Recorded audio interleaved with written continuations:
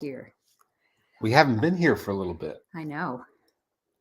I hope people haven't given up on us entirely. No. No such thing as giving up. Not yet. Let's see. We've wanted to be here. We've been elsewhere. Actually, we've been a lot of places. A lot of places. We've been a lot of places. And it's such I can't even keep track. I was trying to think about all the different, and it's just been about a million different things. Coronado Film Festival for you guys. I put on my event, which happened on a Sunday, and then we went to the UK, which was wacky. And we just sort of been. And then you had the LAFCA vote. That's right. Last Sunday was the LAFCA vote.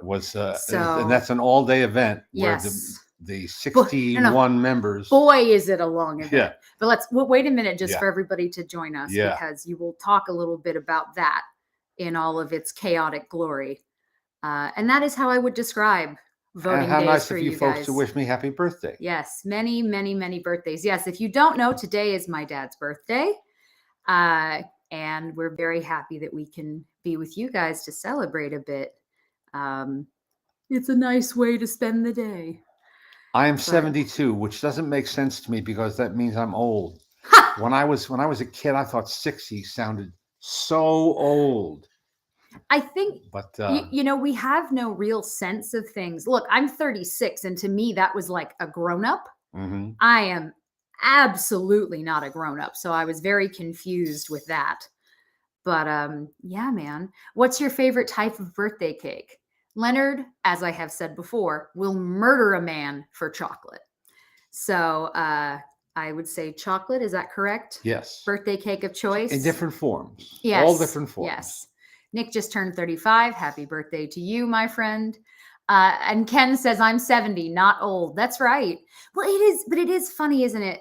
Just how different numbers seem and of course, far away. And of course, since I was a kid, things have changed. People are living longer. Yes. People are living healthier longer. Yeah. And so it's not uncommon now to find centenarians or centurions. Centurions? No, that's something else. A centaur. It's really fun to find a centaur these days. Yeah. Your hair is darling. Thank you.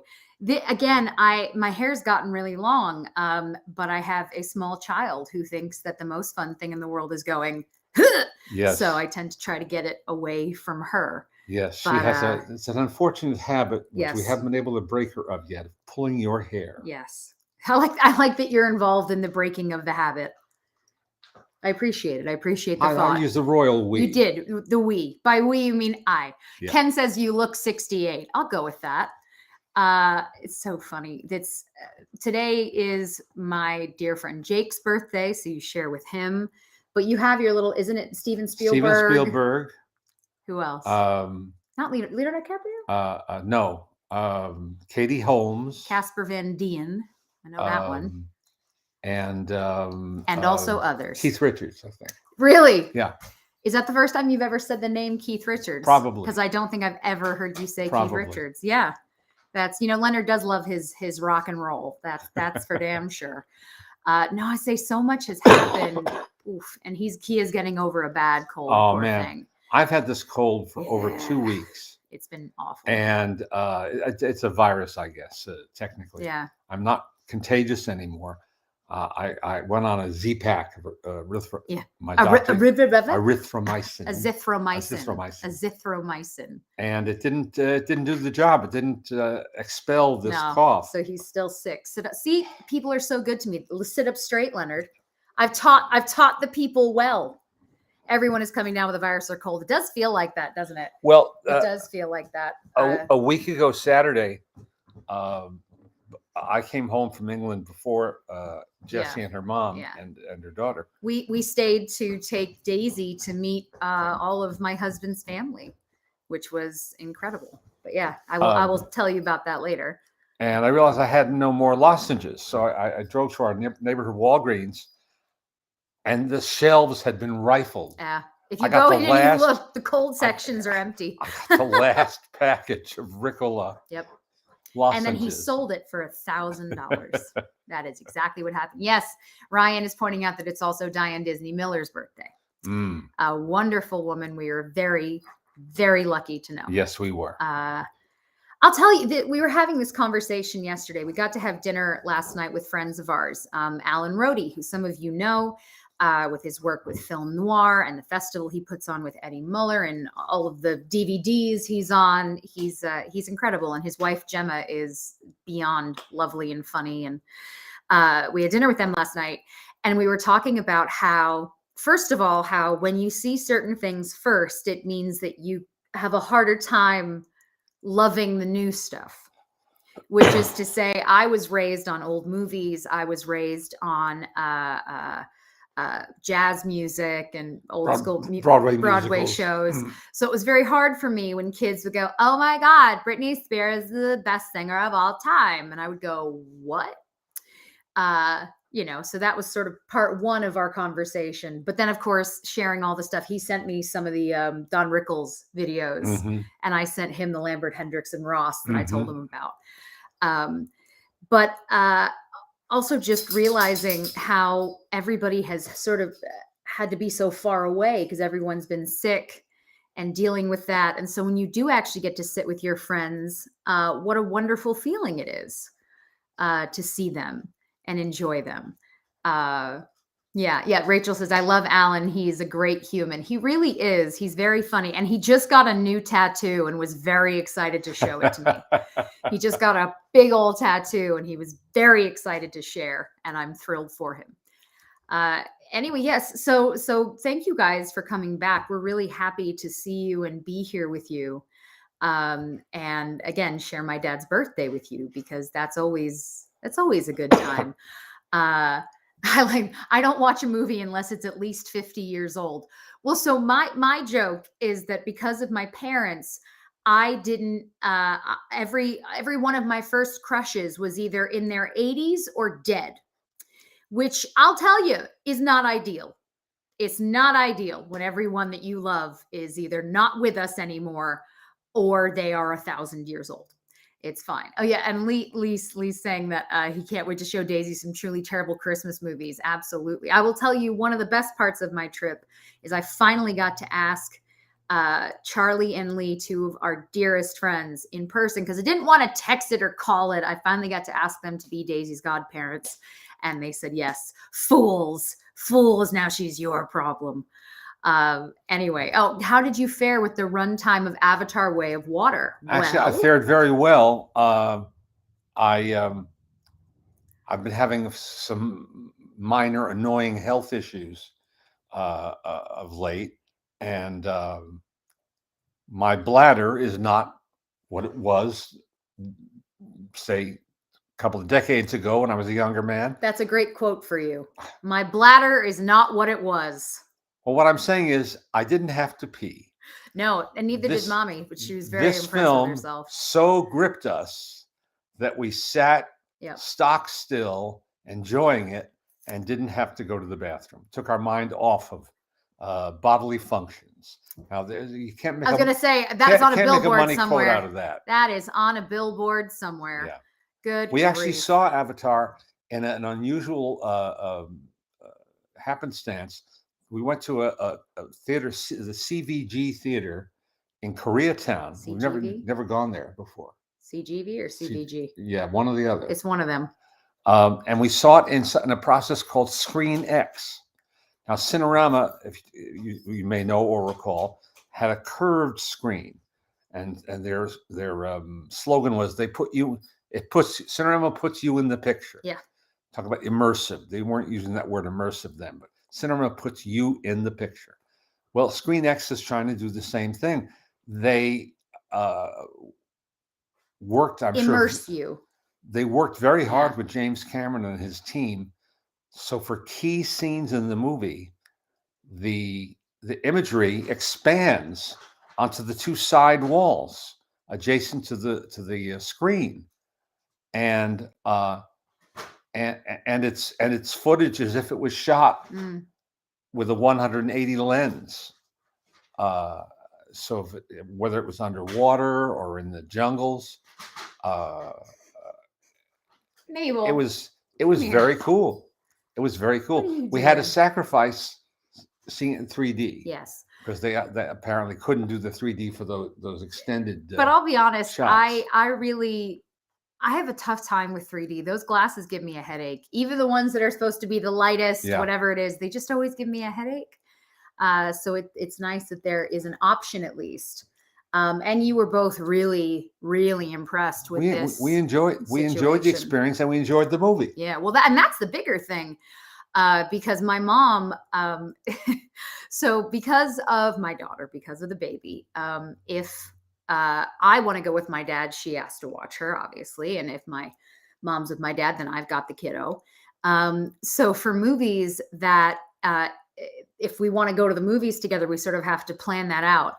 And my mom has also not been feeling 100% this week. So the option was either, well, we're not going to send my dad alone to see Avatar. So either I can go with him and you watch the baby, or you have to go watch Avatar. I'll stay with the baby.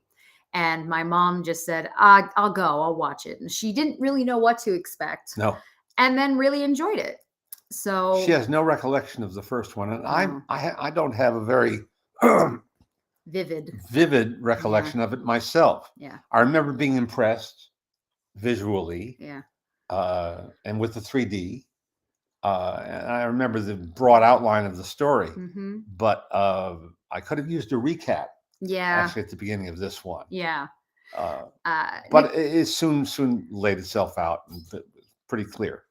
Nick's saying, I'm surprised the sequel is a hit. I was expecting it to be a spectacular failure. I guess the delays paid off. I thought it was going to be a hit. I just wasn't sure. I don't think any of us could have expected it to be this level. But I think a lot of people, look, it's the same kind of a conversation we have about the Marvel movies or Star Warses or whatever. People do want to go to the movies, and they want to see big, epic things on the screen. And so I think that they probably wanted to go and do this. And the fact that it's opened around the holidays also helps, I think. Yeah. But Alex Ago, my associate at USC, told me that he canvassed the students, and the thing they were most looking forward to was the new Avatar. Yeah. So they were primed and ready. Yeah. And if it helps bring people back into movie theaters, which, yes, and that's a good thing. That's the biggest thing, isn't it? Is the line you always like to say: if people don't want to, if people don't want to go out to see a movie, nobody can stop them. Supposedly Sam Goldwyn said that. And it's true. You really don't know anymore what's going to be a hit and what's not going to be a hit, because I think that the reality is so much has changed. And obviously we talk about this a lot just to each other, as we have not done a live interview, as an in-person interview for our show, for our podcast, since the pandemic. I think we've done one or two, and I hate it. I miss sitting in the room. First of all, I miss seeing our engineer. I love our engineer. He's a sweetheart, and we have a lot of fun together.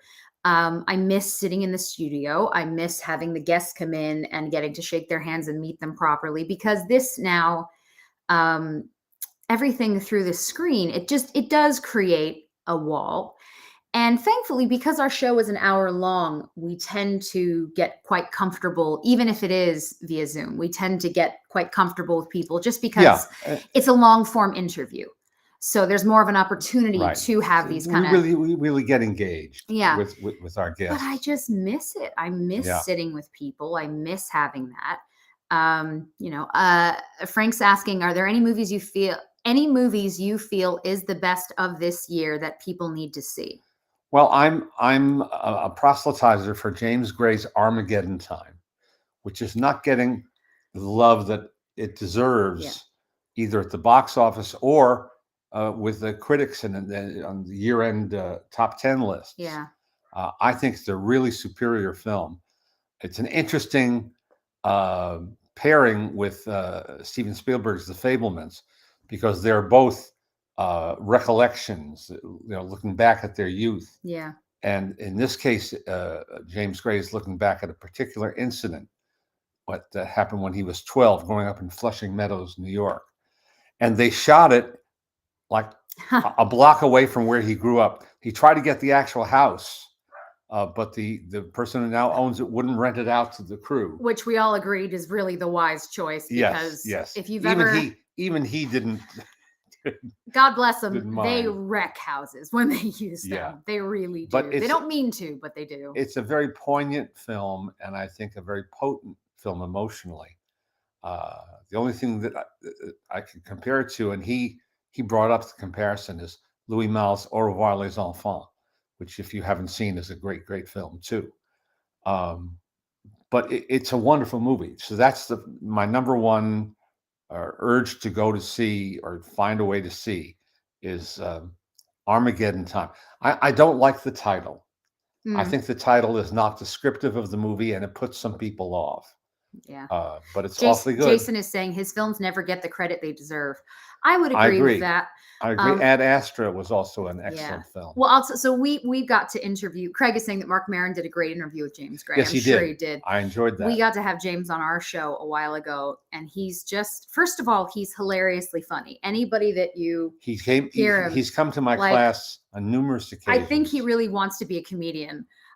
Which is funny because his movies are not like that. No, some of his movies are downright somber. Yeah, and he's just this really vivacious, bubbly character, and I can't imagine. I really can't imagine anyone sort of not being aware of that if you've ever met him or seen him in person. It's just his personality. He's great. But these movies that he makes are tough. And they tend to be quiet.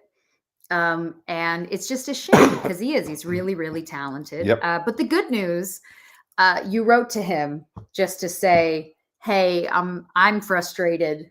I told him how frustrated I was that more people didn't share my enthusiasm for his movie. And he had the best response, which was basically, the people who saw it loved it, and I don't do it for anything other than that. In his funny way. Yeah. But he was saying essentially, I don't make these films to win awards. Yeah. To win prizes. And I'll tell you, being around him, I believe that. I really do. I believe that because he loves it. He loves what he does. Anyway, gosh, I'm looking through Lynn. Oh, hi, Lynn. I feel like it's been such a long time, Lynn, since we've conversed. She watched the Banshees of Inisherin last night. Such wonderful performances from the entire cast. I agree with that, but I didn't care for the film. I tend to run hot and cold with Martin Modano's work. And this one left me cold. As I say, I love those actors. Yeah, who doesn't love them? If you have a chance, watch Brendan Gleeson's opening monologue for SNL. That he did a few weeks ago, and Colin Farrell comes. It's great. It's really great. And I didn't know that he was musical. I didn't know that Brendan was musical, which is very, very cool. My local cinema is playing It's a Wonderful Life, Christmas in Connecticut, and Miracle on 34th Street. Lucky you. That I would love to see all of those. It'd be wonderful to see them on a big screen. Yes, that would be fun. I know Fathom Events is doing It's a Wonderful Life. Yeah, a lot of them do, which makes sense. It's fun to see this stuff on a big screen. Eric says, I saw The Fabelmans recently. Only a few other people were there, and I was the only person there under 60. Made me so sad for theaters. Yeah, again, it's just a difficult thing to peg, isn't it? It's a tough time. And as we've said before, the problem with movie theaters is that they're in business 52 weeks a year. Yeah, they can't survive on a couple of weekends of Wakanda, of Wakanda Forever, and all the rest. And an occasional, a blip. I mean, what I wonder, because obviously it's been so long, but there was near our house there was an ArcLight in Sherman Oaks, and it is now a Regal. My husband and I used to go before we had a child all the time, and what I loved was especially. Weeknights, you'd go in and it would still be pretty busy. Obviously, the weekend was always the busiest time, but it was just nice to see people coming into the theater. And I have no idea what that looks like today. Planet Gary Comics, I hope that is your entire name. My personal opinion on modern movies, and I'm sure others think or say the same thing, is that I think they're visually stunning, but there's no personal quality to them anymore. It feels too much like quick cash grabs in terms of quantity. It's not like the golden age of cinema was. What are your thoughts? Well, my thought is see Armageddon Time and see The Fabelmans too. Those are as personal Yeah. As movies can Yeah. get. In a general sense, of course, you're right in a lot of ways. Right. But I'll tell you, even Black Panther: Wakanda Forever is a personal movie. Oh yeah, it was for Ryan Coogler, the director who co-wrote the screenplay, and it was for the actors. Yeah. Because of the passing of Chadwick Boseman. Yeah. But you know what he's saying. Yeah, no, I know what you're saying. You know, as but a general, even films of that scale, yeah, and scope can be, and in this case are, personal. They're not made by a corporate decision team. Yeah. And it shows. Well, and again, this is why I didn't feel that way about Doctor Strange in the Multiverse. Oh, that seemed like a corporate. That was rough. That was a rough one. Yeah. That was strange. And then the Spider-Man, the newest of the Spider-Mans, there were parts of it I really loved when they were all together, when the three Spider-Mans were all together. That was really special, and they had a pretty incredible rapport. And also, they're the only ones who fully understand each other or the job. So that to me was actually really good. But the rest of it, again, my husband's the one who loves all the Marvel stuff, and he barely paid attention to either one of those movies. So, again, tricky. Brendan Gleeson is one of those actors who is so charismatic. I'd be happy to watch him try on socks. I am with you. A friend of mine who was the publicist working on Inisherin told me the only thing is that, and I don't think this is a surprise, he's very much a no BS kind of a guy. And so for her, where she always has to be, smiling and on top of things, sometimes somebody would say something and he would just have no patience for it. And she just sort of had to go and say, it's fine. Just move on. Ben, and this is one of the funniest comments, who is that on Leonard's shirt? It looks like Madonna, but that can't be right. I'm going to lie to you and say it absolutely is Madonna. Leonard has a huge Madonna t-shirt collection. Very few people see it. No, it is the Luis Buñuel Film Institute shirt. And do you know who that is? I don't. No, I'm embarrassed to say. An attractive actress is who that is. An attractress? Maybe an attractress. 1 second. Oh yeah, so Jonathan watched the live celebration of Beauty and the Beast, where they had Josh Groban and her and Martin Short and a whole heap of other really, really good people. And I did not watch it. I just didn't really care about it, but I know that for a lot of people, they did and they liked it. I love live performances to a degree, but I also, a lot of them are just sort of, I don't know, they don't feel real. They're overly produced, I think is how I feel sometimes. That's a novelty occasion, Yeah. It's fine. It's hardly, hardly anything. Yeah. But yeah, I did see that one of the big things was that they had her, instead of singing part of the big Tale as Old as Time number at the end, they had her come out with her guitar. So Belle, the woman playing Belle, comes down the stairs with this electric guitars. And it's a pretty great moment, but it was also where, again, for all of us who sort of love Disney, kind of going, okay, all right. But yeah, it was a cool moment. And she's, I like her a lot. You've seen her, it's HER. Yeah. And she sang at the Oscars before, and listening to people attempt to figure out, is it her HER? Is it her? Is it, it's a whole thing. 1 second. I admit Banshees wasn't what I was expecting, but I enjoyed the performances and the scenery. Yeah. So I still haven't seen, again, I'm so far behind because I can never watch anything anymore. Or I tend to watch stuff that you don't have to pay much attention to because I don't get to focus on that. I have to focus on the small human who just started walking, by the way. If you haven't seen the video, hi, Mabel. Hi, Mabel. Hi, Mabel. Just feel free. Just take your time. Take your time, Mabes. Take your time. Hi. Hello. No hurry. Hello. Mabel is still bitter because she was the baby, and then we had another baby, and she's still really upset about that. I don't know if you guys remember when we got her, Miss Mabel here, but she was a teeny tiny little thing, and now she's a big old monster, and just turned 2 recently. Larry Smith tells us that the Library of Congress Packard campus. Thank you, Logan. The Library of Congress Packard campus played Christmas in Connecticut, A Christmas Story, and White Christmas all for free this weekend. And White Christmas had a turnaway crowd. Well, I'll bet. Yeah. I'll bet they did. Again, it's, there's and they have a beautiful things. Theater there. It's a little jewel box of a theater. Yeah. Really, really nice. I'll tell you, my friend James is teaching at Wesleyan, and he took a picture of the first snowfall at Wesleyan, and it just it doesn't look real. It's so beautiful. So absolutely beautiful. Oh, Jason Patton says, happy birthday, Leonard, my beloved Thank Jason. You. I was starting to say, guys, if you do happen to look at my socials, you need to see this video of my daughter, Daisy. She's just started walking, and I videoed her. She started to take a few steps, went down, and then flopped herself over in the most dramatic fashion. And it's just hilarious. It is just hilarious. This kid, she's so funny. Eric is saying, have you seen Empire of Light? I have seen Empire of Light. They saw it in Telluride. I was disappointed.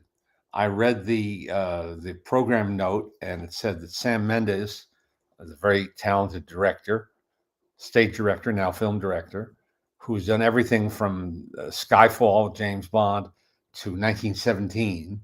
So he's not a one-trick pony, but this is his first solo screenplay, and he based it on his recollection of going to the movies in the early 1980s. And it's set in Margate, a seaside town in England, at a movie theater. And I love watching Olivia Colman. She's just it's a pleasure to just watch her at work. And the young fellow who plays opposite her, Michael Ward, who I had not seen before, he's very good too. Colin Firth has a supporting role in the film. But the film kind of meanders and didn't quite hit the mark. But it does have an unforgettable tribute to movie projectionists. The projectionist played by Toby Jones, wonderful character actor. And there's a paean to the perfect real changeover that I will carry with me the rest of my life. And I hope we'll wind up on YouTube someday, just that one. I'm sure. That one segment. I'm sure it will. Everything else does. But it's a disappointing film, I think. Again, I would say it's a weird season at the moment, because there's not, so we are smack dab in award season. And to go back a turn, as we were saying at the very beginning, last weekend, my dad was with the LA Film Critics voting. And then I also submitted my ballot for the CCA, the Critics' Choice Association. And I voted for AFI. I'm a voter on the AFI jury. List, and they revealed their 10 top films of the year. Yeah. Which would not have been my personal 10. No. But at least it wasn't a list that, my feeling sometimes is you look at some lists and you go, what? This was less of a what and more like, all right, I can accept. Although that this it didn't include Armageddon Time. I know. That really bummed me out. We're going to make you a shirt. Josh is saying, I like that nothing is sure this year. Well, that's the thing. Josh, do you have a favorite movie this year? Is there something that you like best or that you watched with your dad? I'm sure Josh Clement is like watching this stuff with his dad, like you are with mommy, going through all the screeners of everything. Screener season is also upon us, and that is a wild time. Can you say who you're giving the award to for LAFCA? Have they announced that yet? Oh, yeah, it's all been announced. Yeah. So tell them. We had a tie vote for Best Picture. We had an actual legitimate tie vote between Tar, Todd Field's film with Cate Blanchett, and Everything Everywhere All at Once by the Daniels, the two fellows who that's how they build themselves. And that's okay. No, I'm saying the award you're presenting. Oh, I'm going to present the award to Ke Huy Quan. Yeah, for best supporting actor for Everything Everywhere All at Once, and I'm very excited about that. Yeah. Because if you haven't read about him, and he's been written up everywhere now, Yeah. uh, He's uh, everywhere. because he's the one who played Short Round in Indiana Jones and the Temple of Doom Yeah. with Harrison Ford 50 years ago, some 50 years ago, and also co-starred in The Goonies. Yeah. And then It's a face you'll know. And a photo that went viral a few weeks ago is him and Harrison Ford together, and Harrison Ford smiling like we've never seen him smile, because he doesn't smile all that often. He just looks luminous in this Harrison picture. Ford was so happy to see him again. That was at D23. It was taken at the oh my Disney God. convention. They're like hugging, and it's the sweetest thing you've ever seen. It was absolutely beautiful. Yeah. But yeah, so I'm excited about that. I think Yeah, that's I going to am be too. really cool. I am looking forward to that. And that'll be in January. But yeah, so when it comes down to this time and voting and trying to pay attention to all the different movies that are out, and there's just it's a lot. And the movies tend to be longer and longer now. So it's not just that you need to catch up on 47 films. There are 47 films that tend to be 3 hours long. Right. Also, I find if I don't make my notes right away, oh well, yeah, that's a given. they start to they blend together. They blend together and they fade a little bit. Yeah. But I did see a film. This has been on the festival circuit, so I think it's okay for me to talk about it, though it hasn't opened theatrically.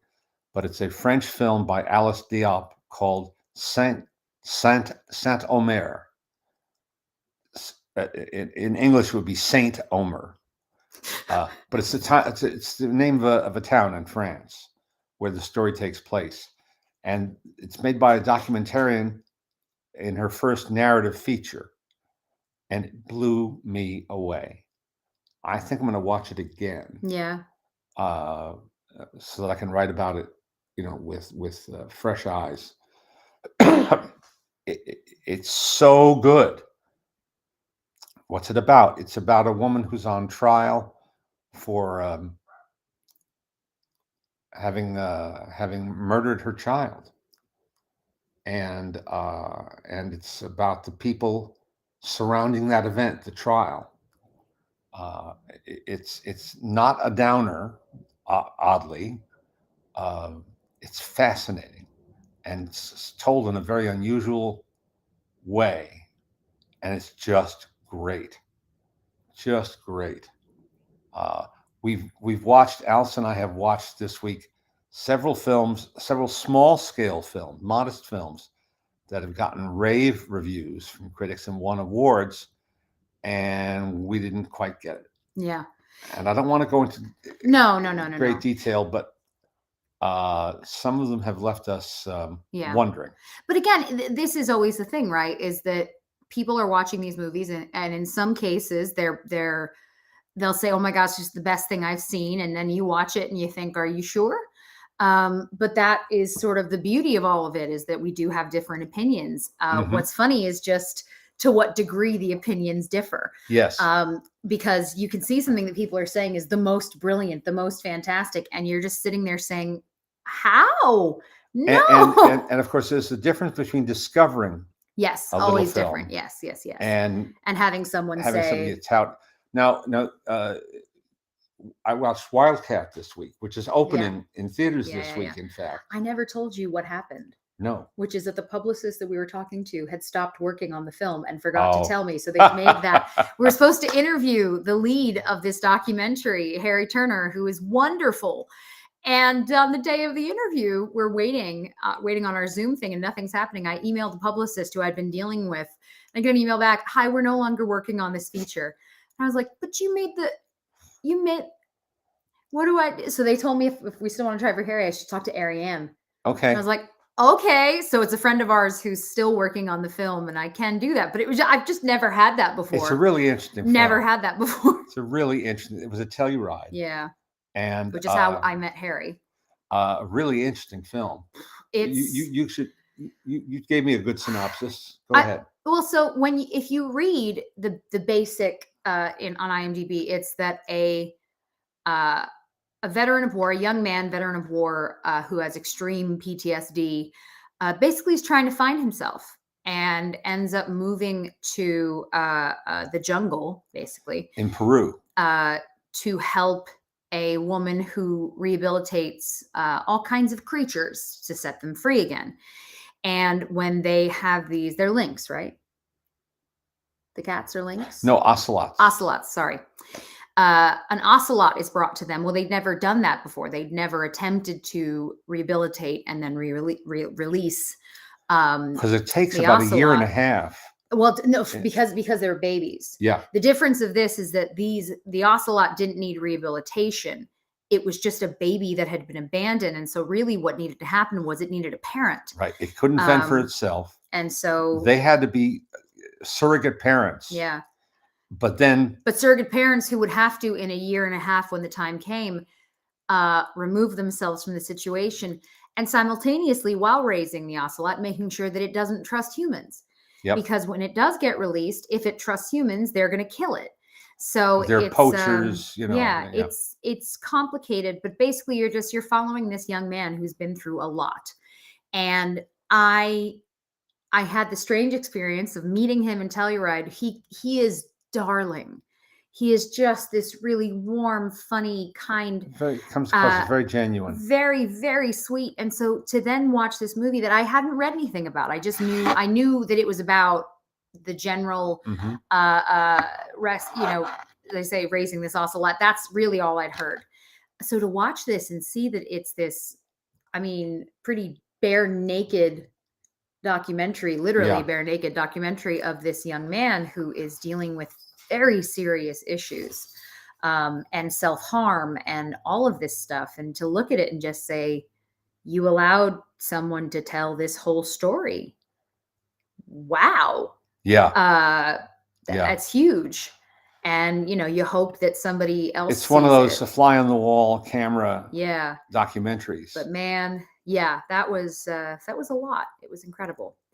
So there we are. My last class of the I will just tell you, I'll just say, Lynn, Wildcat, it is wonderful, but it is very difficult. There is if you're someone who's sensitive to things that go on with animals like I am, there's that. But then, as I say, there's also self-harm, and it's very emotional. So it's not like, I should say, it's not fun. It's not a fun documentary about animals. It's very serious, but beautiful. So that's all I would say. Yeah. Your last night of class.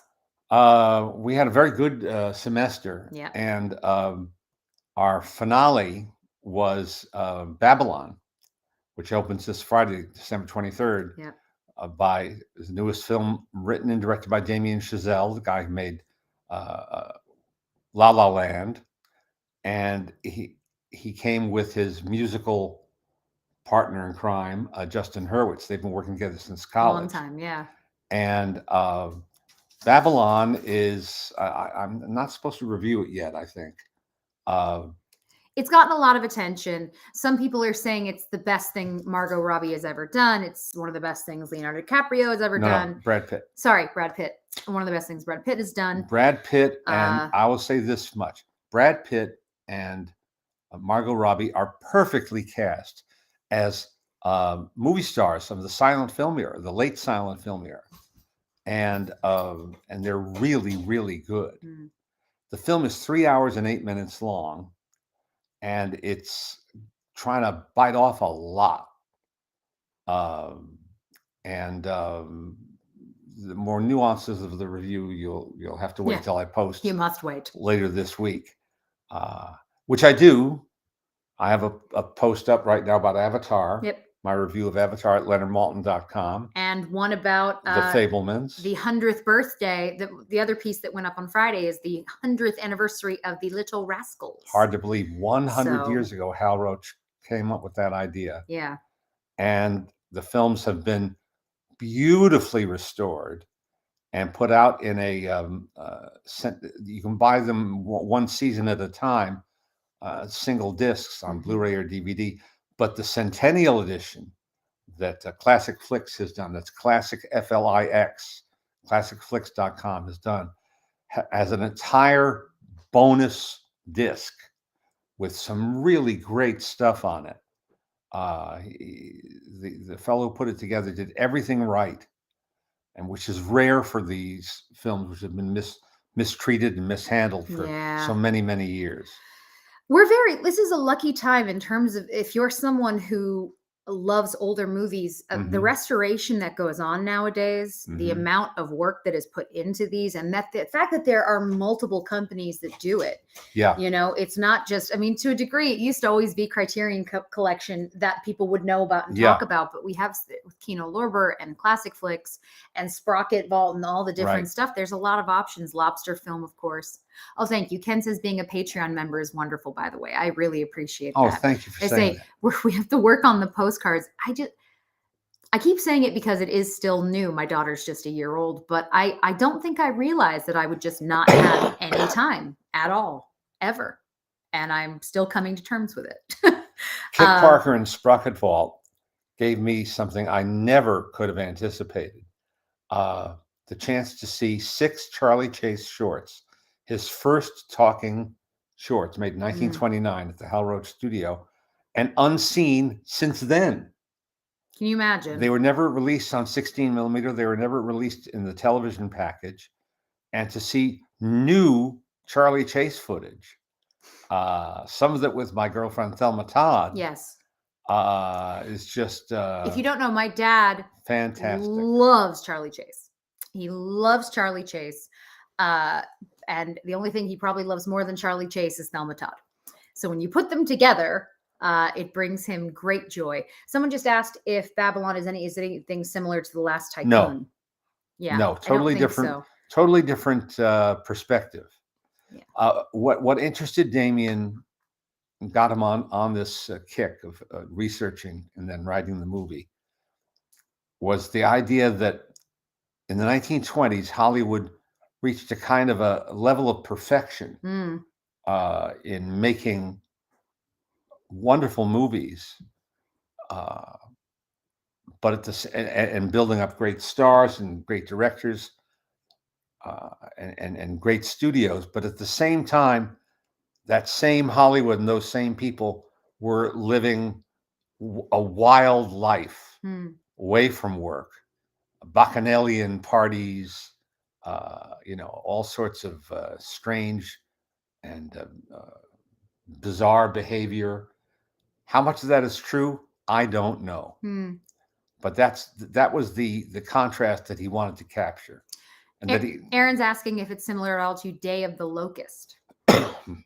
Again, there's some comparison, but it's a different take.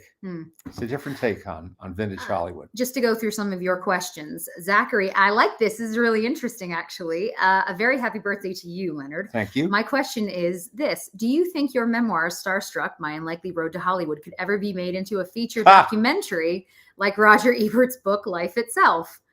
Frankly, no. It's, I've had people ask actually multiple times if I ever thought my dad would be the subject of a documentary. And I'll be honest with you, I think it actually would be really interesting because there's so much that you got to do, so many people you got to meet.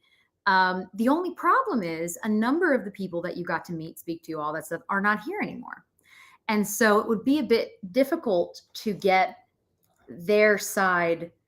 I mean, look, you, because of when you came up, it's you got to meet and in some cases have real meetings, sit down conversation with, in some cases as simple as your Buster Keaton story. But it is amazing to have someone who's known those folks. That's something I was thinking about earlier with Alan Rode. We were talking a little bit about William Shatner. And who did he say? Is he the last one who worked with? Was it Joan? Who was it? It was like Gary Cooper and someone else. Oh yeah. I can't think of it. Remember. But it is. Oh yeah. See, because of Judgment at Nuremberg, Shatner worked with Spencer Tracy and Judy Garland. There you go. And we were saying, and Marlene Dietrich. How many people who are alive today can say that? Like really, how many people are alive today who could say that? And I think it would be really cool to do a documentary about you. But that's just me. Happy birthday, Mr. Maltin. Thank you. Question is, as a VHS/DVD/Blu-ray nut, I'm concerned about the number of legitimate movies on streaming services not being released in a physical format. Do you foresee this changing anytime soon, or will Blu-ray become the next beta? I don't know. Mm. You know, even Netflix is starting to. I read a trade press article that though they make a lot of money still servicing physical discs. Are you drunk? No, they make a lot of money still servicing physical discs through the mail. A lot of people don't know you can still get DVDs from Netflix, and millions do. They make like $200 million a year doing that. Yeah. I mean, I'd be very happy to have a $200 million a year business of any kind. But for them, it's still like a little asterisk. It's crazy. You know, at the bottom of the ledger sheet. I don't know if it's Richie or Rishi says, watching you from West Africa, Ghana. That's amazing. Oh my! Thank you very much for sharing. Oh my! Thank you. So cool. Welcome. Yeah. I don't know what's going to happen with all of it. Look, it's the same thing you think about.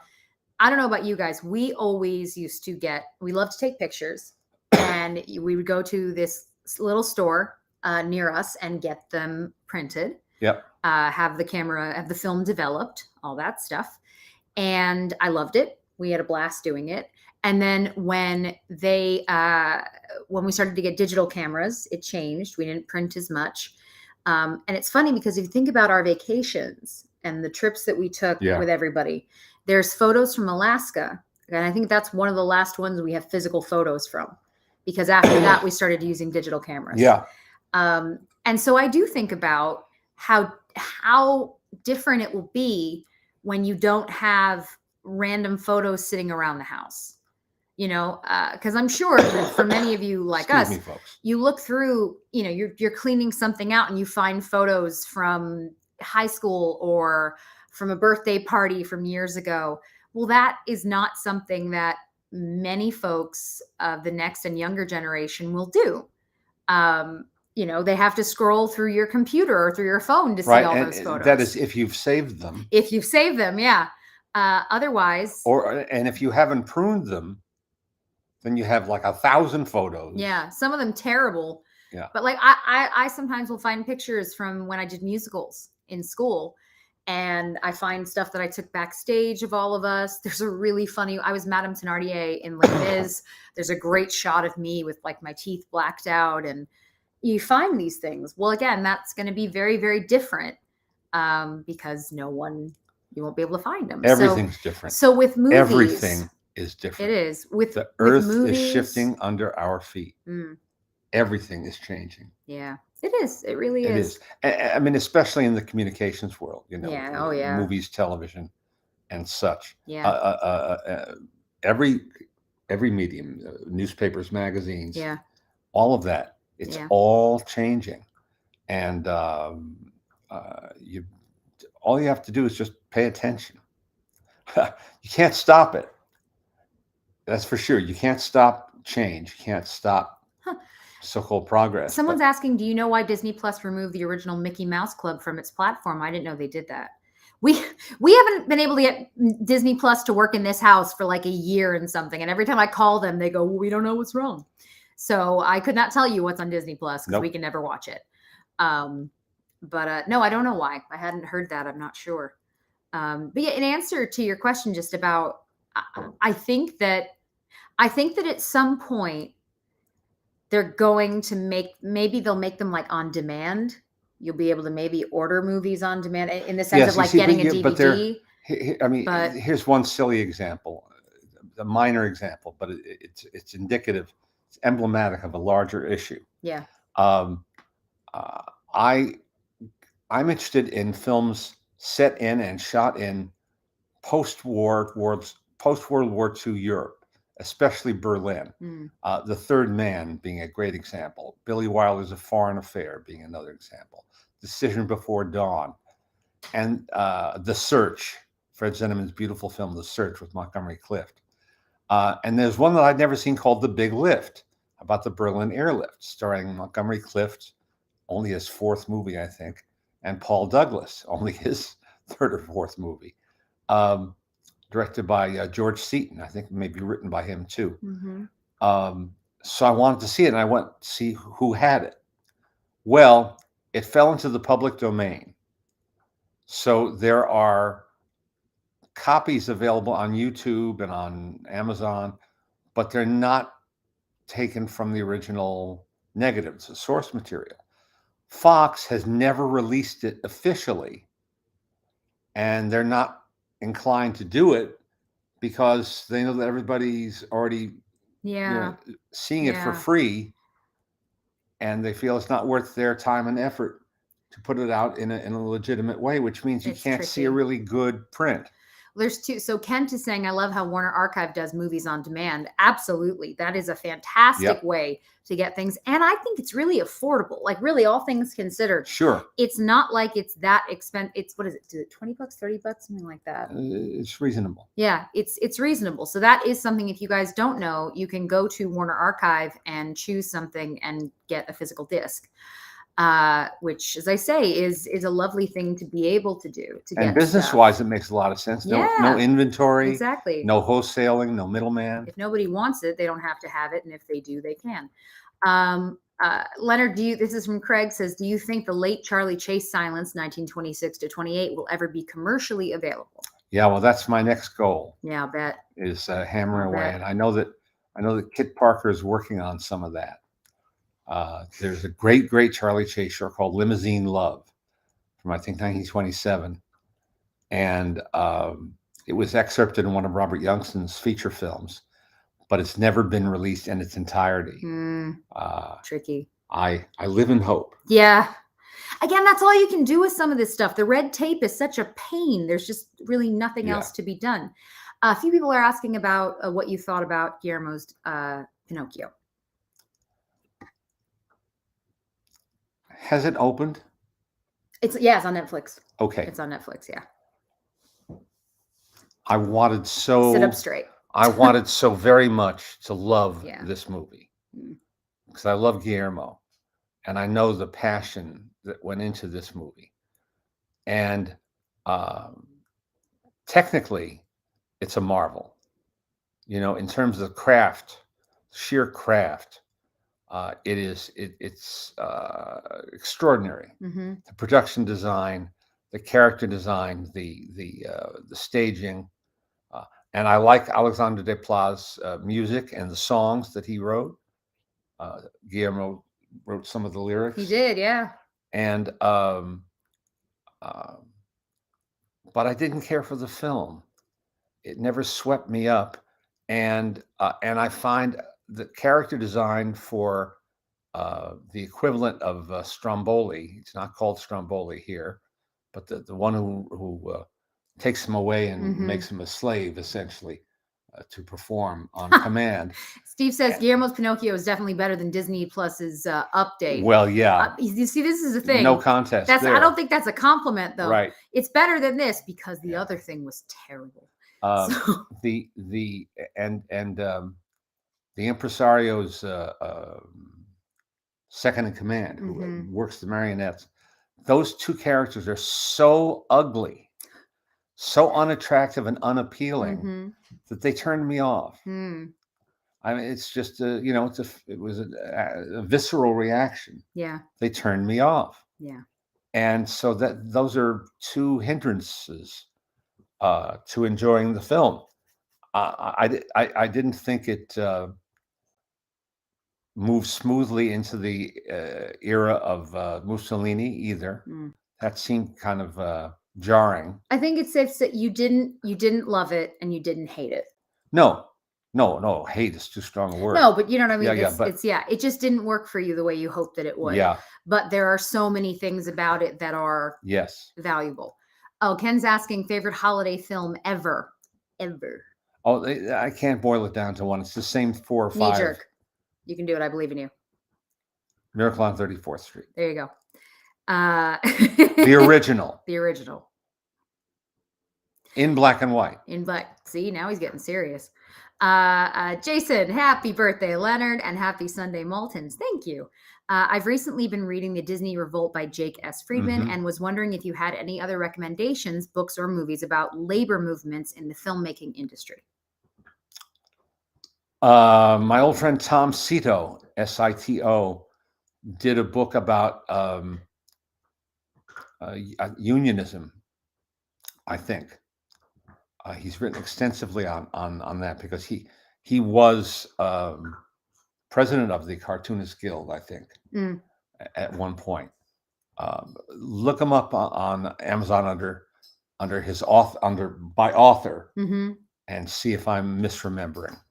But there's very little else. And what Jake did in his book was he only used material and quotes and information of the period, whether they were newspaper reports or court transcripts, Mm-hmm. things like that. It's a very valuable book, and it doesn't paint Walt Disney as a saint or a sinner. Mm-hmm. He's just human. Yeah. Well, it's the reality. This is always Mhm. something that's an issue, isn't it? Is that it's really easy to get upset about something, but you weren't there and you don't really know. Yeah, there's very You good. know? There's very good chapter on that in the Ward Kimball biography as well, that came out a couple of years ago. Mm. Jerry's saying, how did you get the news that you were in the Guinness Book of World Records for the shortest movie review? Oh, And somebody did they reward you with anything? they rewarded me by doing it. And no, I got a letter from a fan. I don't know if the letter. It's too many years now. I don't remember if it was the guy who actually submitted that. 'Cause I didn't submit it. It was a fan of the book who submitted that that factoid. Yep. If you don't know, my dad is in the Guinness Book for the World's Shortest Review, and the film is "Isn't It Romantic?" and the review is no. And so someone said to me, "Could anybody beat that?" And I said, I don't know what you could try, I guess, but I do think that's something that you will hold. One can only hope. Yes. But yeah, it's one of my favorite Leonard fun facts. RF is asking any hidden treasure holiday movies that you would recommend. I always bring up Arthur Christmas. I love Yes, Arthur Arthur Christmas Christmas. deeply. From I Aardman love Studios. Arthur Christmas. It's an animated film from Aardman Studios, the folks who bring you Wallace and Gromit, and all of those wonderful films, Chicken Run and Yep. The Curse of the Were Rabbit. They did just a delightful It's film with an beautiful. all-star British voice cast. All-star. Everybody. James It's McAvoy, fantastic. Jim Broadbent. Hugh Laurie. Yeah. I think it's Imelda Staunton. I'm not sure. Everybody is so good in it, and it's just a delightful movie. Christmas. Arthur Christmas. Make a note. I always watch it this time of year. Also, the French film Joyeux Noël, about a Christmas Eve truce on the front lines in World War I. Lovely film. Lovely film. Craig is saying, what do you think of the new book by Janine Basinger and Sam Wasson? Well, that should start. that conveniently sends us into. You mean this book? Hollywood Oral History by Sam Wasson and Janine Basinger. If you are unaware, Janine and my dad have been friends for 50 years. Yep. And by friends, I should really say family. Janine is one of the most important people in your life. I would say quite simply. Yep. One of the most important people in your life. One of the most important people to my mom and to me. She's a legend in general. Yep. But she's also a truly spectacular person. So slightly biased in that way. But this book is like popcorn. You start pick it back up again. It's a compendium. As you discuss. It's a compendium of chunks of interviews done by the AFI. Hundreds of interviews conducted over decades of time from the AFI, from the silent era to the present day. And what they've done is they've chopped them up. They've chopped them up and put them into a kind of a continuity. So you'll read, a paragraph from one person followed by several paragraphs from another person on the same general topic. And it's, as I say, it's like munching popcorn. You just keep going through it, and you don't want to put it down. Hmm. I like that. To George Stevens Jr., Gene Furstenberg, and Bob Gazzali, and John Basinger. One author's husband, one author's friend. I love that. Yeah, that's two incredibly dedicated people doing what they do best.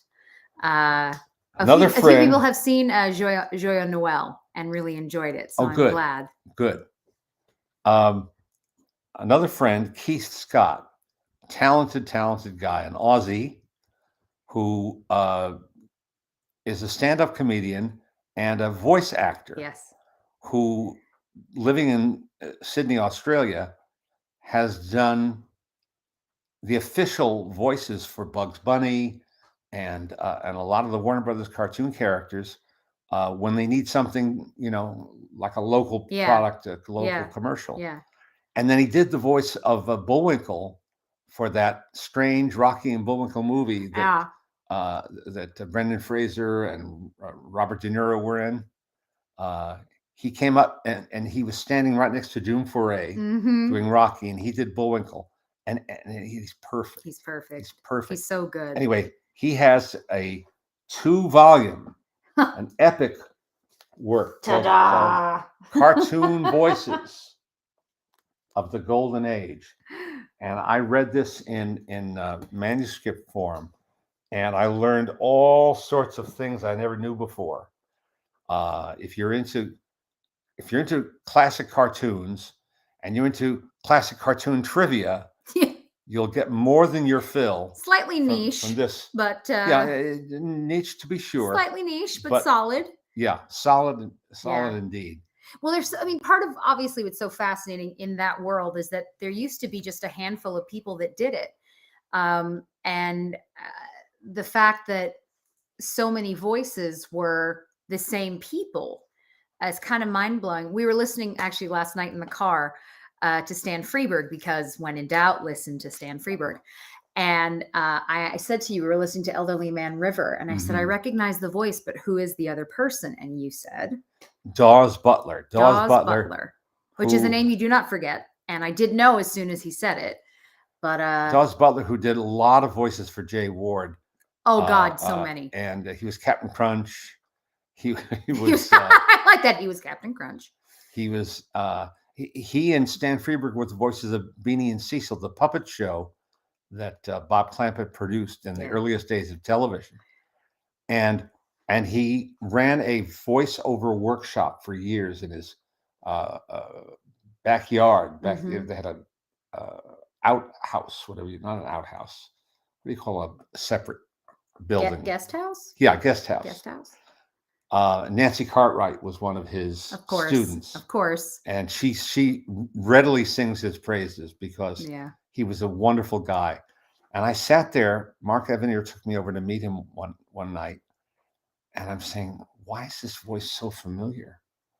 Well, because when he wasn't doing a character, he sounded like the guy on St. George and the Dragonet, the Stan Freberg record. Very funny. And why do I know you?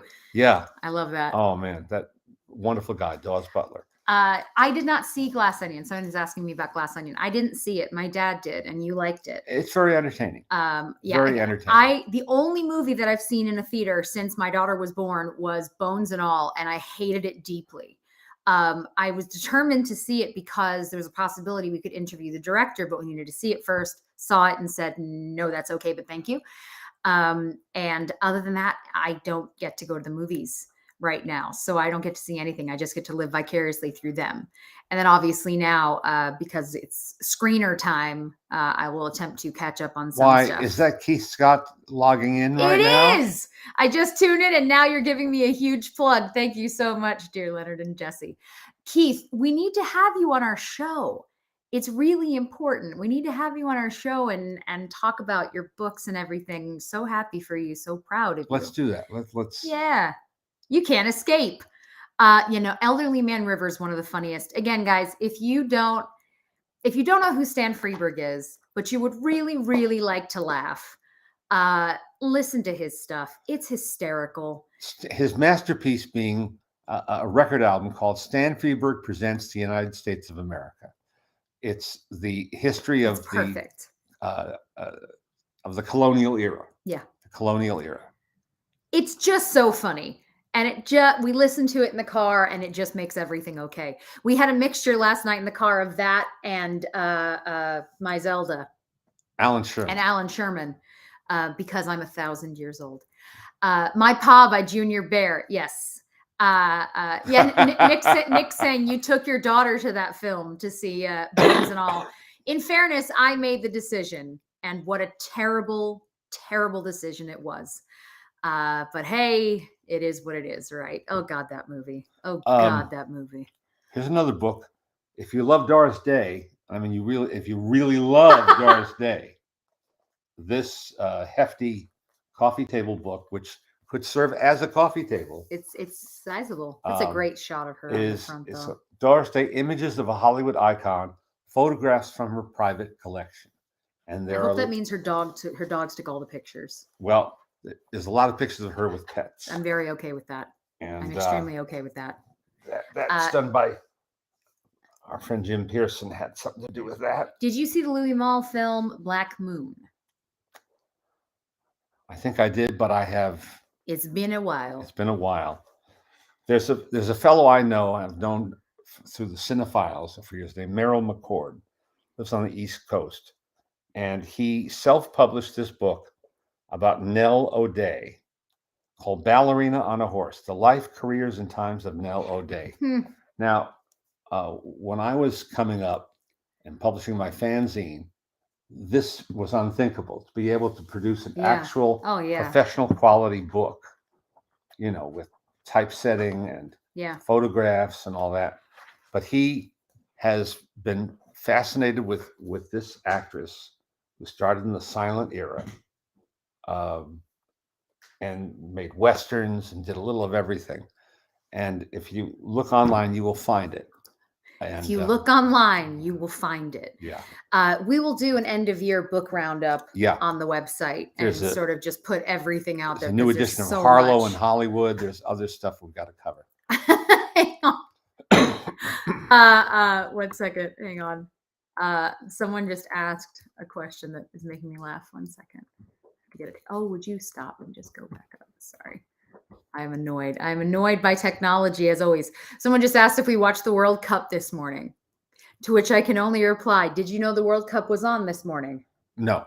Yes. You knew it existed. No, and we watched a bit of it. Because we were in the UK, we actually watched some of the games. When we were in London. But yes, Keith, I will help with all tech things. Don't worry, we can make it happen. Oof. Oof. Nasty. Oof. It's time for more medicine for Leonard. Yeah.